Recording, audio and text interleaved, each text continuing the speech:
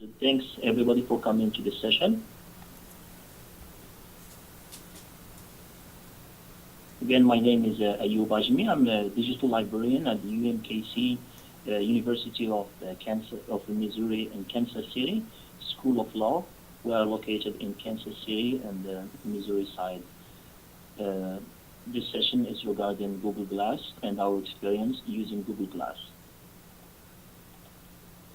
First, I would like to thank the sponsors and also thank Steve and thank Sandy and everybody else involved with this wonderful conference.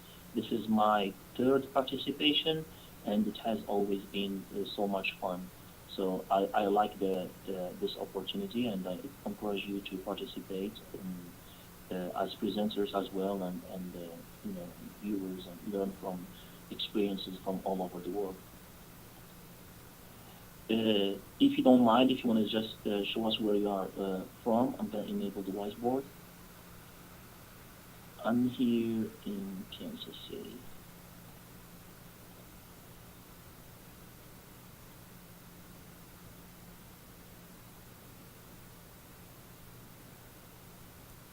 Cool.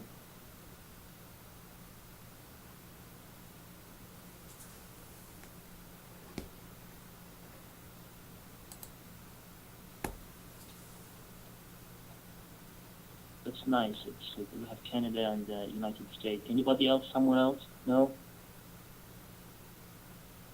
I saw in the speaker note there were the speaker session right before somebody was from South Africa and two from Europe. Okay. Well, good. So let's get started. We have 1 hour for this session, but probably I won't be talking 1 hour. So maybe half an hour, and then I'm gonna give you a chance to ask questions and share your experiences and everything. Okay, so again, this is my presentation, and I just want to share my experience using the Google Glass in the UMKC School of Law. Again, this is a presentation that won't be in details some of the controversies regarding privacy and other things. So I just talk about my own experience. Again, I'm not representing the school, but I'm talking about my own experience in the last 6 months since we acquired the Google Glass. As you know, Google Glass is probably the latest technology from Google and the most controversial. Has been a lot of stories going on with Google Glass. First, Google Glass was made available as sort of competition by using the Twitter hashtag if I had the glass, and then you can share what you will do if you had the glass. So I did participate in the Twitter, but they didn't select my my ideas. So I waited another year, and then on April 15th, it was open for 1 day sale. So I convinced my supervisors, and then I told them we should get the Google Glass and experiment and be explorers. So that's what we do. After April 15th, Google Glass is becoming available to everyone. It costs $1,500. It's quite pricey and expensive, but again, this is in beta, and probably once it becomes open to the public, it will be a lot cheaper. Uh, the UMKC School of Law, it has always been in the cutting edge of technology. We always try to experiment and see what other tools are available that can help students and help faculty and everybody else.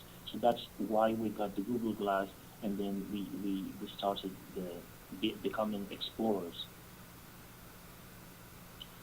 A little bit about Google Glass. Google Glass is, I have description here from Wikipedia, but just to give you a more personal experience, I'm going to bring mine here. And then this is how the Google Glass look like. I have mine in black charcoal. And then, as in the slide, the touchpad, which is this section here, this is like actually a touchpad which you can control the Google Glass. Google Glass can be controlled by voice or can be controlled by the touchpad. You can, for example, tap here, and then you can slide down, or you can slide forward or backward. Those are basically the main control that you will have with a Google Glass. You have the display here in the front. As you can see, it's on.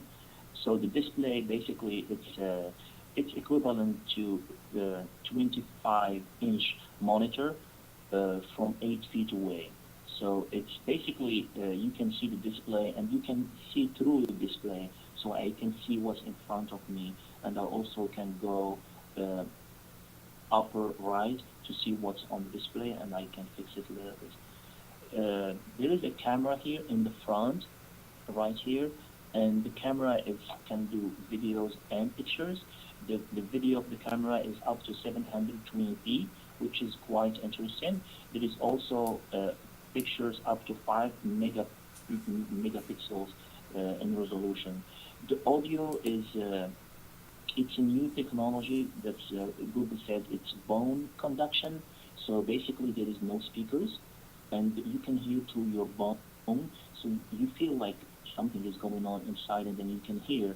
But there is also a plug that you can either stereo or mono. So if you want to hear with normal plugs.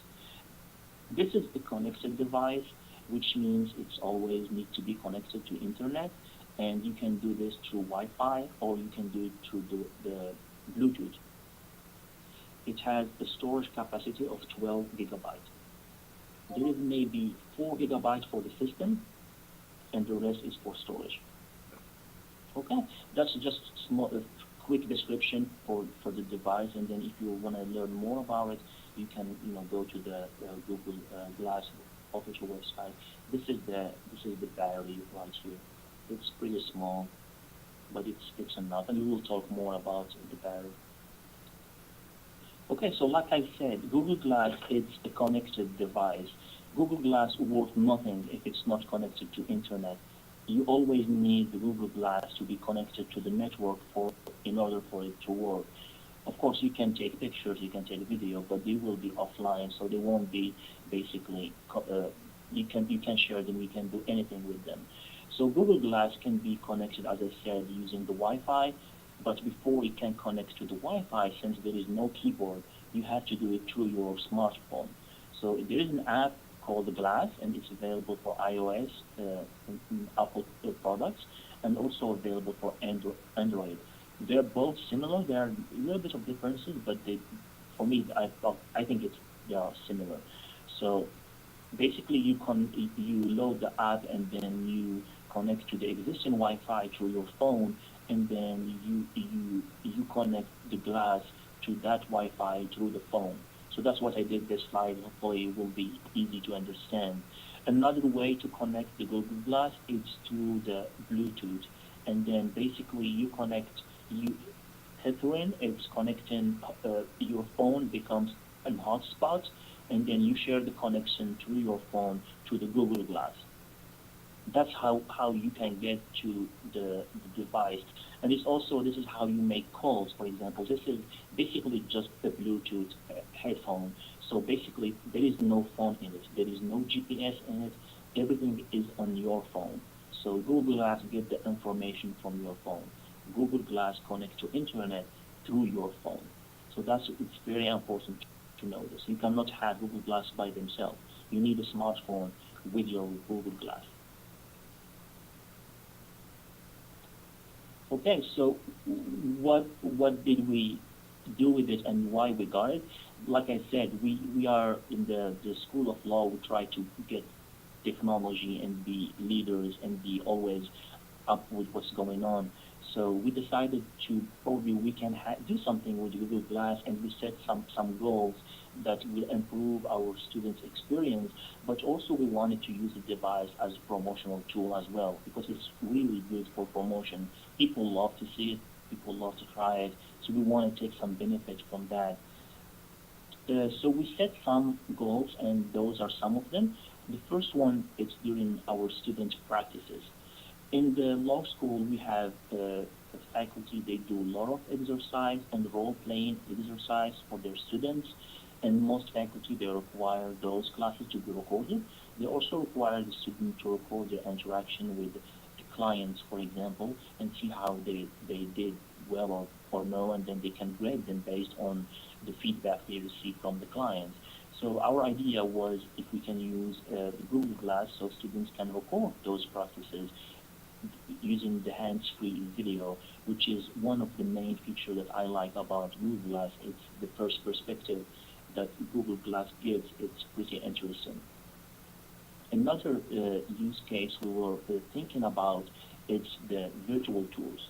We were thinking we have a lot of tours that we give to prospective students.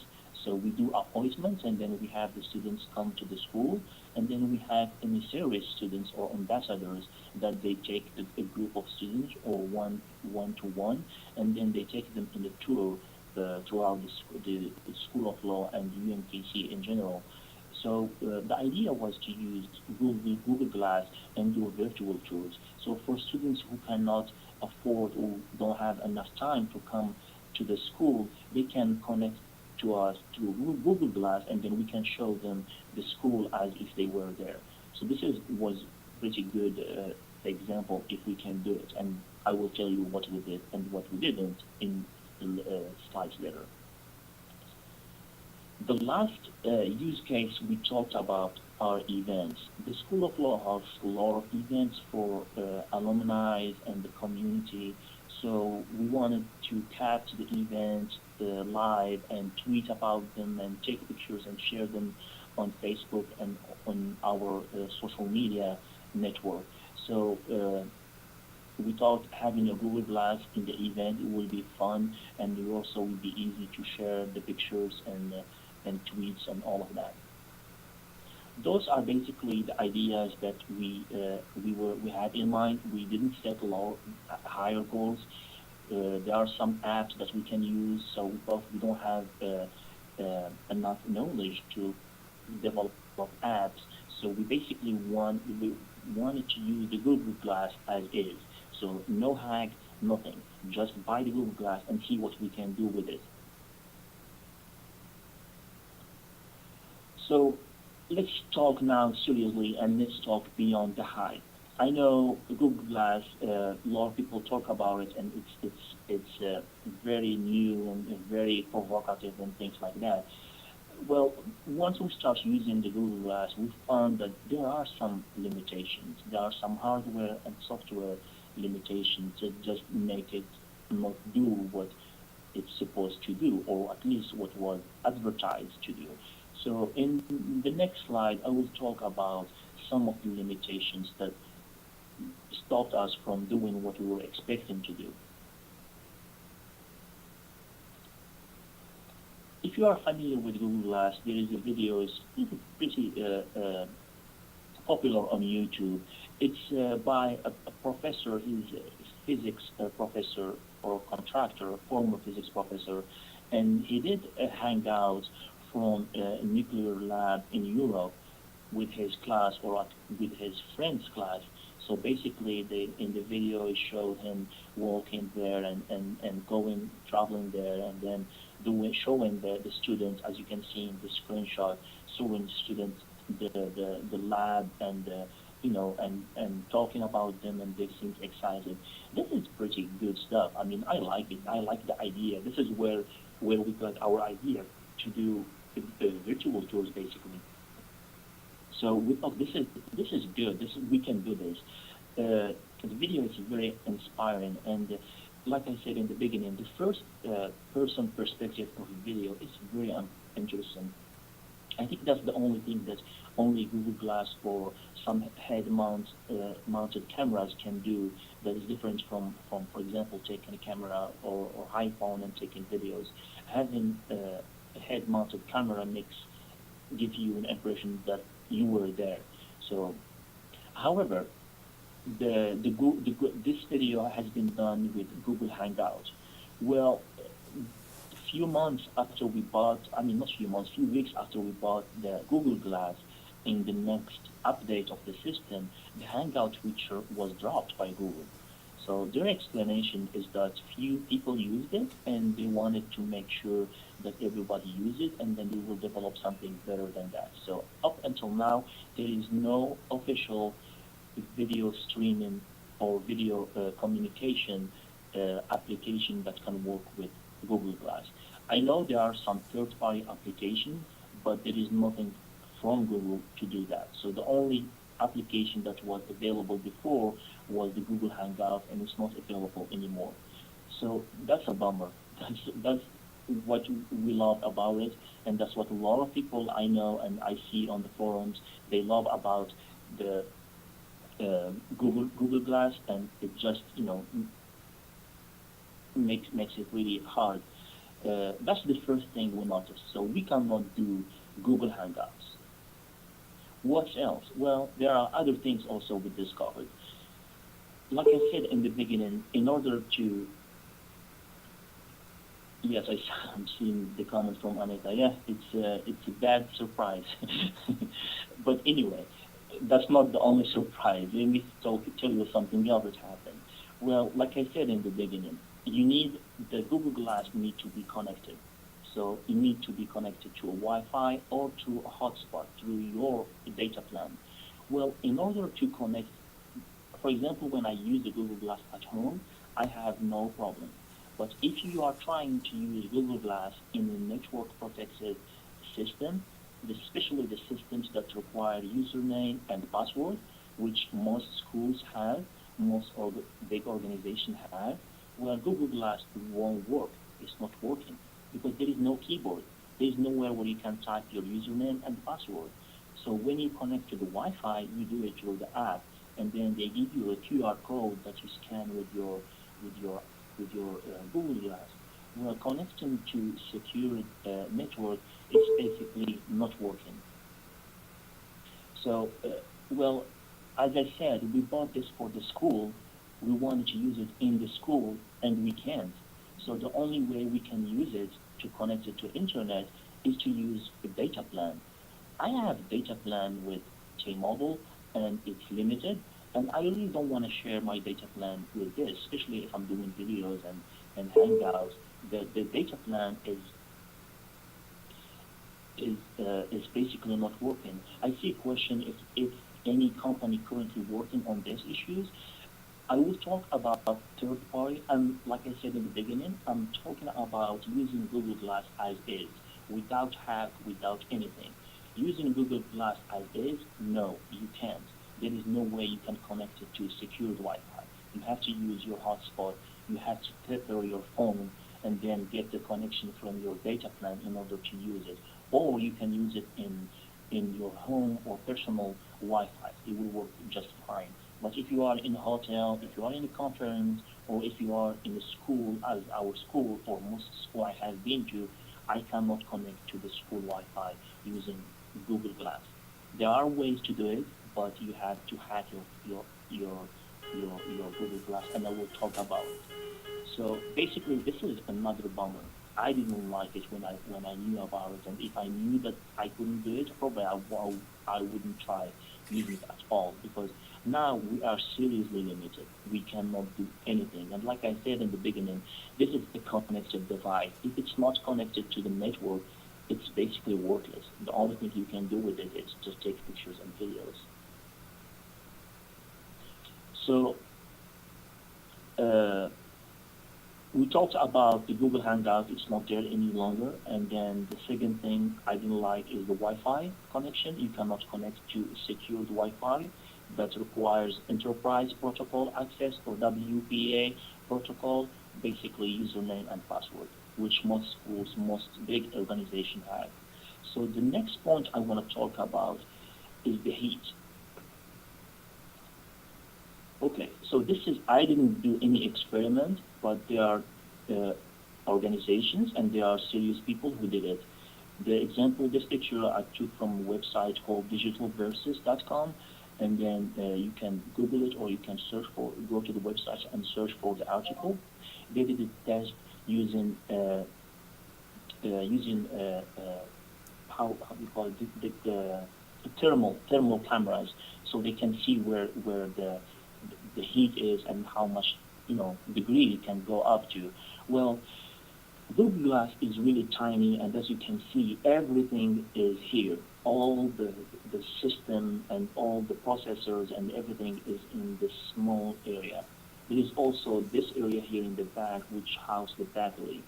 So if you are familiar, it's like a laptop. Your laptop can be hot if you are doing LAR processing, if you are doing video editing, or if you are working Photoshop or watching a movie. Your computer can get really hot. And then if you are just doing basic application, it's fine. Well, it's the same thing. This is a computer.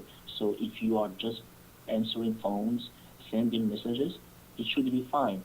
But once you want to try to use a video, for example, or if you want to try GPS or do Hangout, it can get up to 50 degrees Celsius here. This is like in 1 or 2 minutes. It can go as high as 50 Celsius degree. Well, it's unpleasant. It can be really bad, especially for a longer period. So we did some test video, and we couldn't afford to go more than 3 minutes because it was so hot. So we decided just to split the video and wait a little bit between each piece of the video. So that's about the heat. And there are some other articles. Then, well, thanks Annette for sharing the link. Uh, there are another scholarly article, and I'm talk about in the next slide, that talks about the heat and talk about other stuff as well. So this is another, like I said, this is the article I'm talking about, draining our glass in energy and heat characterization of Google Glass.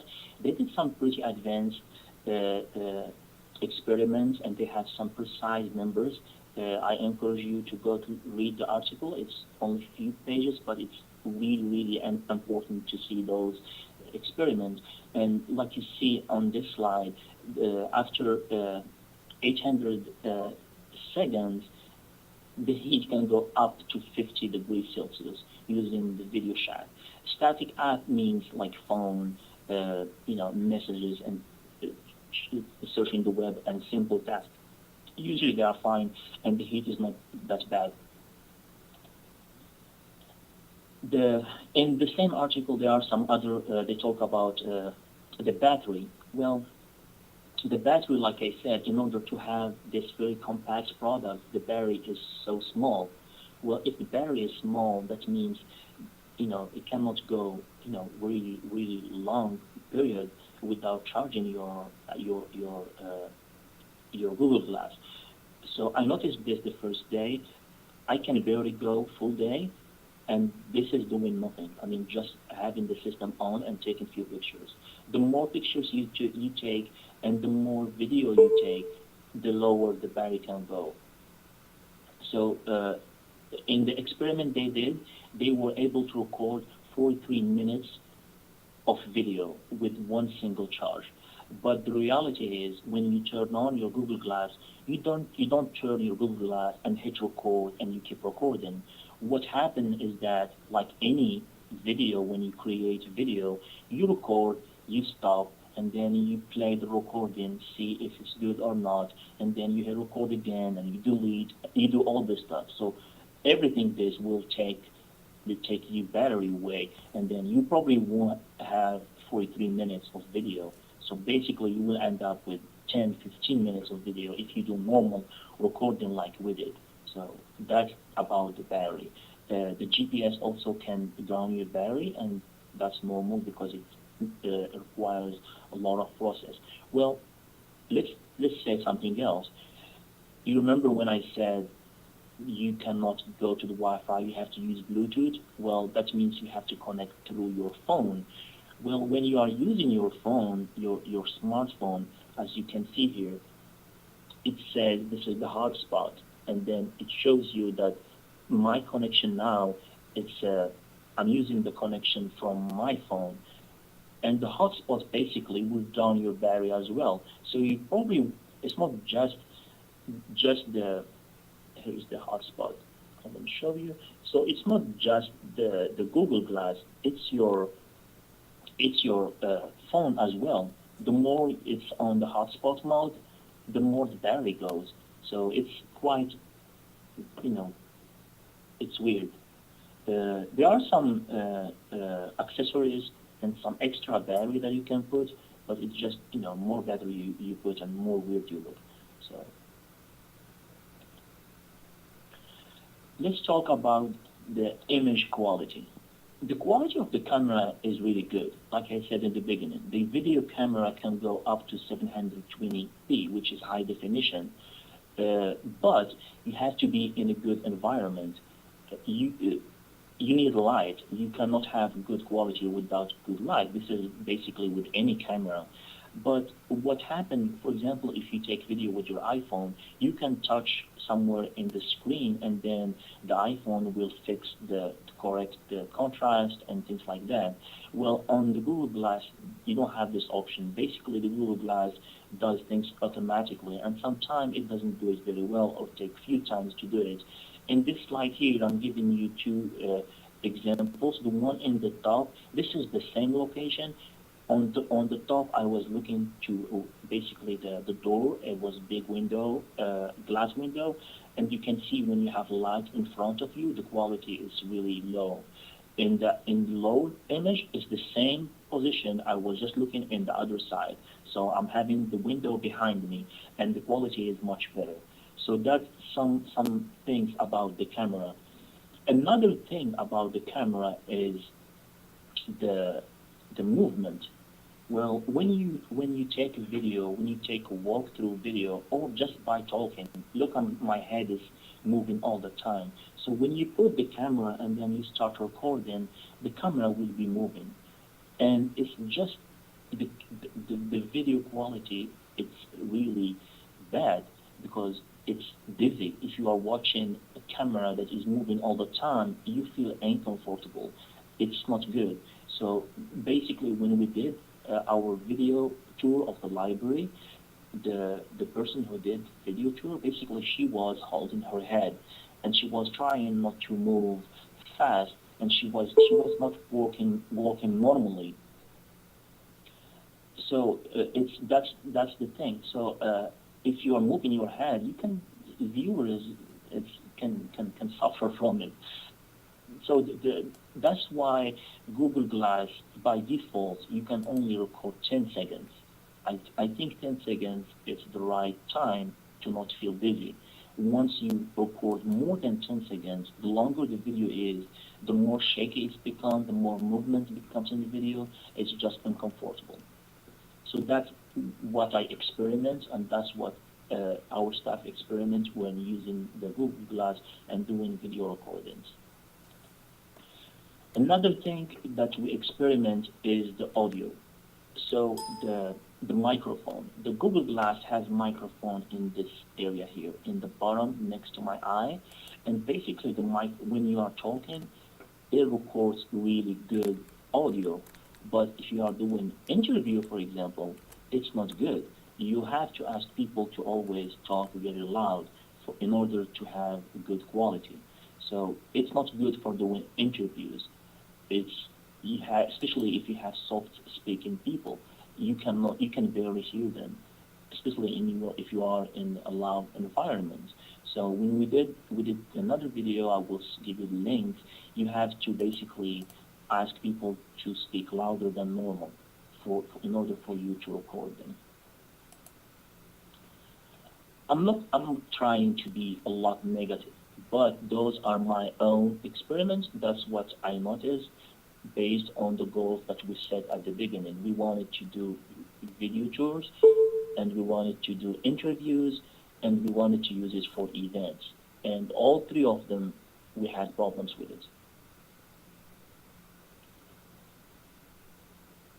I have a question here that says GoPro camera. Yes, GoPro. It's. I never tried, but it seems like it's good and has some good stabilization and good features as well. But GoPro is a little bit bulky, and basically GoPro is for professionals and for sports more than, I cannot imagine someone putting a GoPro in their head to record a class. I'm talking about using the device in classroom. I had a really hard time to have people even try the Google Glass. They think it's weird. They think it's cyborg. So imagine if you ask them to put a Google Glass in their head.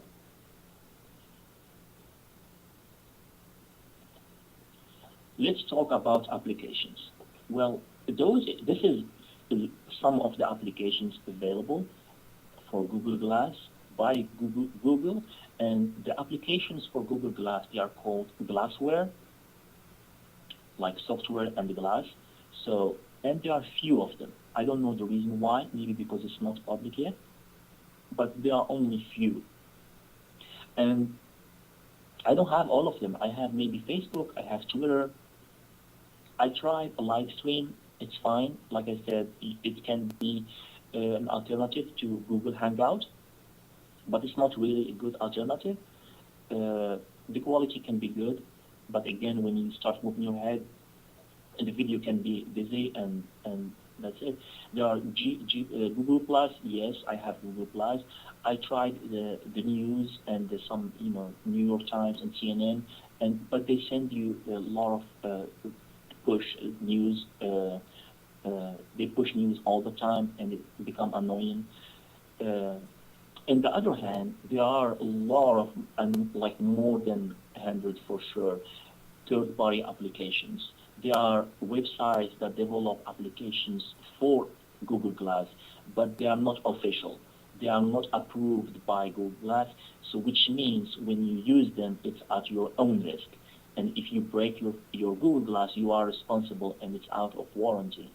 So this is not my Google Glass. This is owned by the school, and I don't think I'm in the right to do it. To do this, I mean, I'm not gonna pay $1,500 and break the phone by using a third-party application that has not been approved. And again, the goal from the beginning, we have to use Google Glass as is, out of the box. We buy it and we want to use it. We don't want to hack it. We don't want to install anything in it. We want to use it as is. But again, we are supposed to be explorers, and we are supposed to develop applications, but we are not developers, and we don't have developers in-house, so we cannot help in this manner.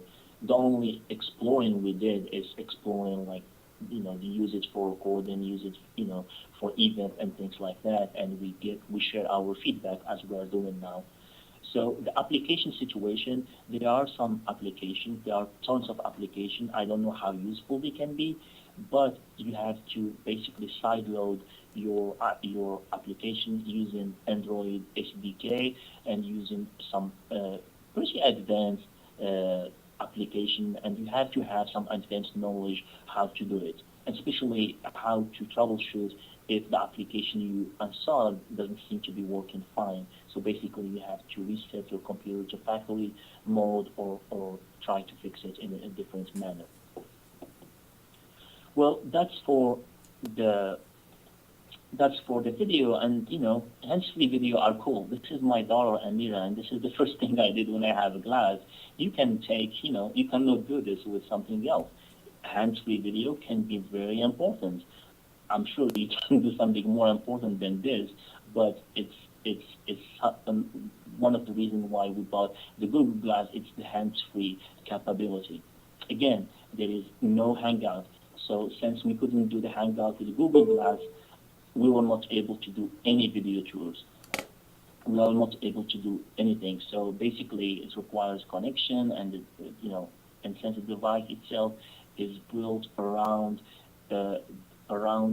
internet, you can do few things without internet. Like, you can take pictures, you can take videos, but you need the cable, and you need to hook your Google Glass to a laptop, for example, and then load the pictures to YouTube or load them to Google Plus or Facebook, which defy a little bit the purpose of having the device with you. So if when it is connected to the network, like for example, if I'm at home, I will record the video and then I will click on the side and do share, and then we can do a test now. So I'm gonna talk to the glass. I'm gonna ask the glass to record the video by itself. So let me go back to the slide before. Okay, glass, take a picture. Here you go. I took a picture of this window, and I can tap here once, and then it tells me I want to send it. Go to the next one. I want to share it. Okay, and then I want to share it in Twitter. And now it's being shared to Twitter, and it will be available on Twitter. Okay, and then I'm going to swipe down. There you go. And if you want to see this picture now, it should be available. You can go to Twitter, and my account is this, a UVlog. So there you go. This is how it works. It's pretty easy, but when it's connected. And now I'm connected through my phone, so through my own data plan, I can share pictures pretty easily, but for videos and for other stuff, you need a better solution. It requires a lot of bandwidth, and it's just too much for my data plan.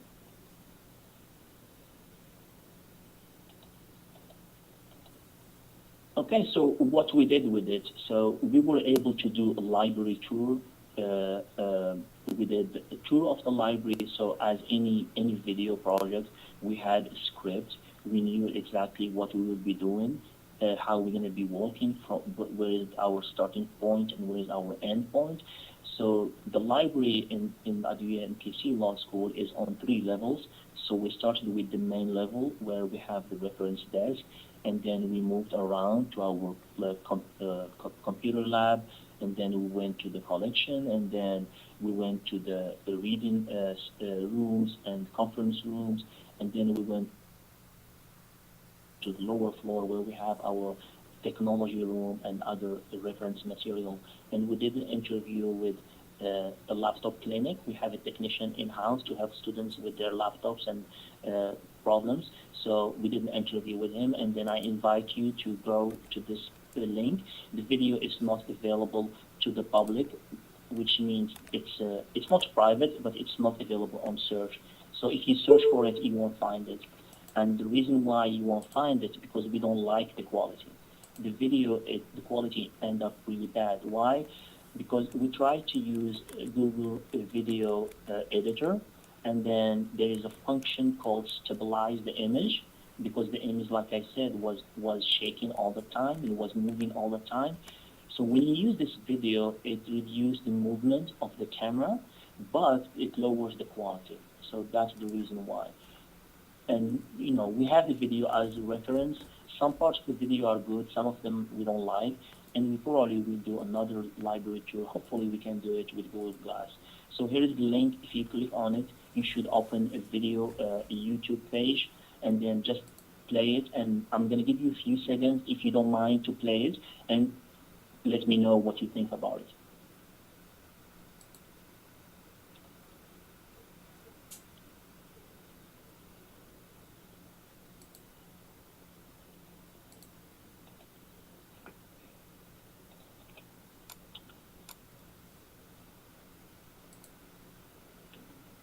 And here is the video. I'm playing it here. Law Library. We are located inside the UMKC Law School building. The main entrance to the library is on the first floor of the law school. The library is on all 3 floors.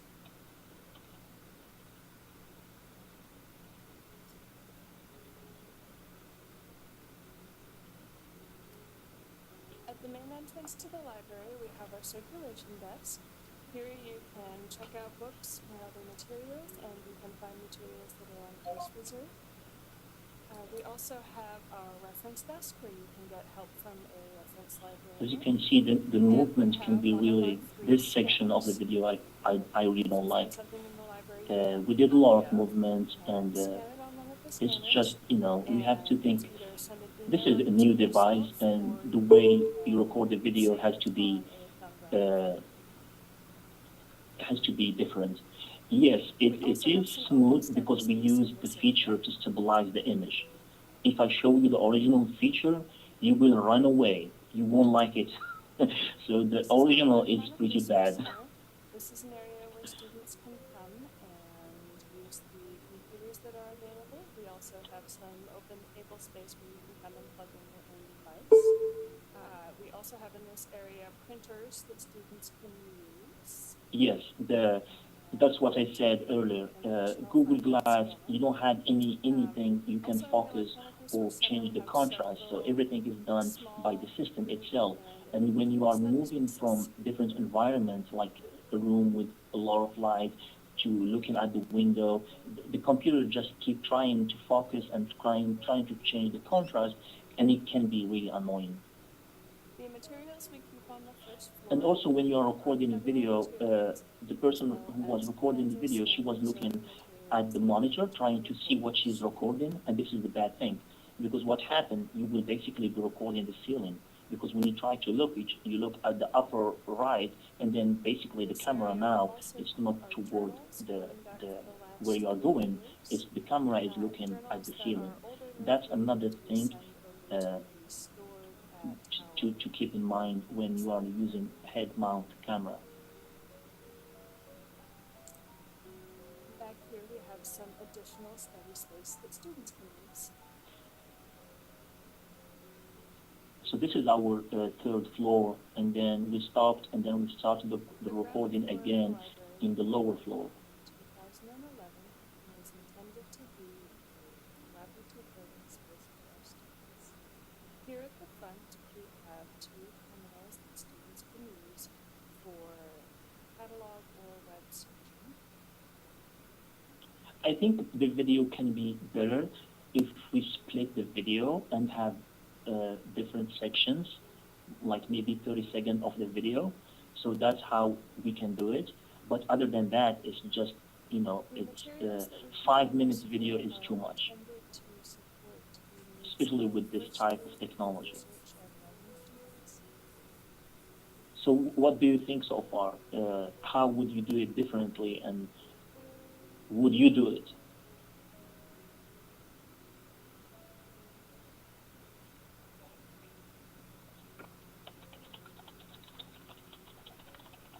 Our tech classroom is specially designed for collaborative learning with a classroom projector that most classrooms have. In addition, we have 6 screens along each wall. And I can turn on the mic if you would like to, and then I'm gonna go ahead and turn on the mics. So feel free to use the microphone if you want to. Also on the ground The floor, mics we are have now our open. laptop clinic, which is a free service for students where they can Yes, come thank and you. get support with their laptops. Hi, Jeff. This is Jeff Henderson, our laptop clinic technician. Jeff, can you tell us a little bit about the laptop clinic? Absolutely. Laptop clinic is a free service that about humanity provision. We repair hardware. In 4 minutes 30 seconds, you will see an interview with Jeff Henderson, our technician. Thanks, Jeff. You're welcome. On our second floor, we keep all of our secondary materials, including they're all grouped by subject. We also have a fair amount of open space. Okay, so this is the first video we did, and then the next video we did was a few months ago during a conference, Sidelights conference in Kansas City, Missouri. Basically, I was presenting a session on how to do video, web-based video editing. So the idea I had is to use Google Glass to record the conference on day 1, and then on day 2, I will use the video and do do a live demonstration of how you can do editing. So basically, during the session, I was doing editing of the footage I took earlier. And here is the link to the second video. I did the recording myself.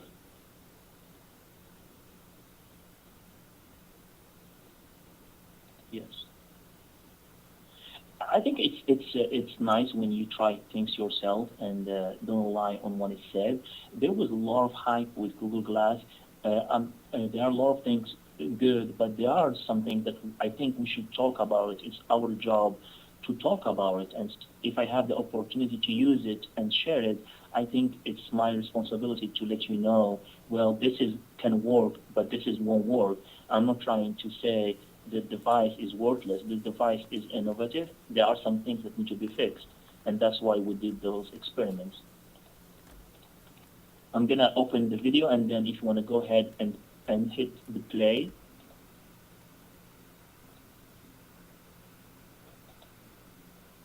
So I did this is our second test, and oops, sorry, I did something wrong. If you want to play this one, and you will see it's a little bit different. It's more stable because I knew we learned from our first mistake. So we try to reduce the movement. This is the image I took of the video. So uh, when you are facing the light, it can be really bad.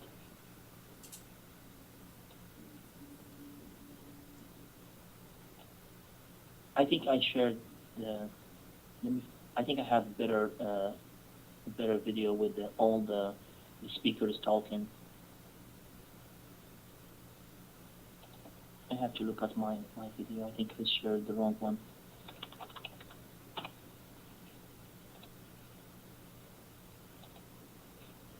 Again, those are our two examples that we did, and then we are looking to do more.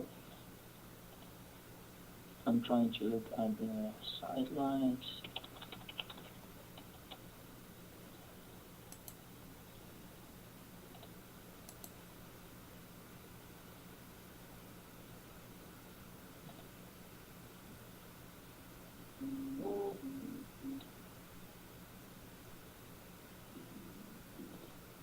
I can find the link, but I will share it, and you will see it on. I have a link at the end for my website if you want to take a look at the video.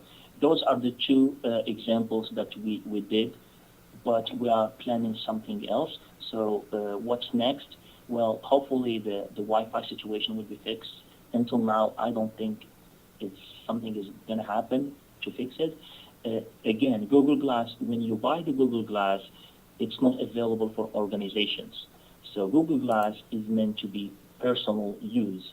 So that's the difference. So when we bought it, we knew it's for personal use. So I don't think they have it in mind to be used for large organization. Yes, the better, the second video is much better because it's a little bit shorter. It's only 2 minutes and a half. And also, like I said, we learned from from the previous mistakes, and we make sure that not a lot of movement and better light.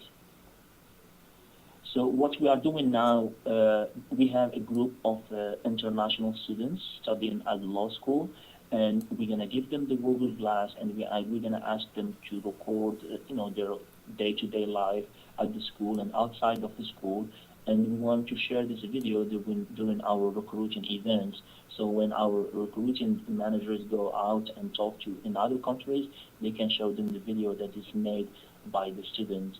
Another example that we're working on, starting from next week, we have a class for health law class where students they have to do a role-playing exercise, and basically they have to talk to clients about their end-of-life decision, and the requirement is to record the guest, and the faculty will basically see the guest reaction and grade the students on how they ask a question and how the guests react to those questions. So in that case, I think since the focus is not on the student, we want to see the client reaction. Google Glass is perfect for this example. So keep in touch. I will have more videos to show and more videos to share for this experience. If you can visit my website and ayubajmi.com, you will see links to the videos and probably future videos as well. We still have 10 minutes. Feel free to ask questions or share ideas that you have. The mic is still on, so feel free to use the mic as well. And thank you.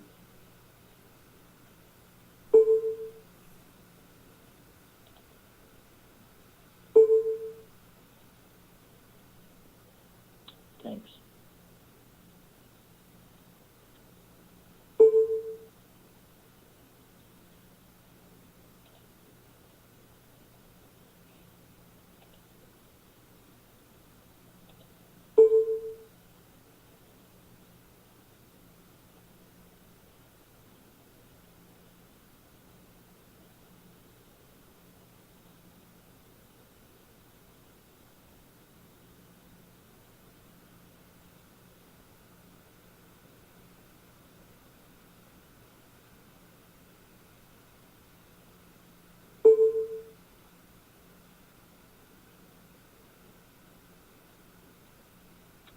Thanks again, and thank you everyone. And if you don't have any question, I wish you good luck with the rest of the conference.